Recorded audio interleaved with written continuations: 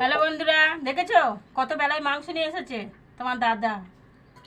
এত বেলাতে মাংস নিয়ে এসে এবার রান্না করতে হবে। অলিন্ডার ভাত তরকারি সব হয়ে গেছে, এখন নাকি মাংস না করলেই ঝগড়া, জানো তো। কত মাংস নিয়ে এলে? ওই 500 মতো। দেখি 500। তুমি যা চামার, 7 চামারের 1 চামার। আরে যেমন ইনকাম তেমন করতে হবে তো। বাবা এবার টেংডি নিয়ে এসেছো, পাও নিয়ে চলে এসে তো। দেখো বন্ধুরা, কটাং কটাং কটাং কটাং মুখে লাগি না। পা নিয়ে এসেছে। এই পাটা কিন্তু আমার অপু, আমি ভালো খাই। থাক, আমরা ভিআইপি মানুষ খাই না। মাংস কত করে নিল গো? হ্যাঁ, মাংস কত করে নিল? 220 টাকা। অনেক দিন মাঝখানে একটু খেলাম।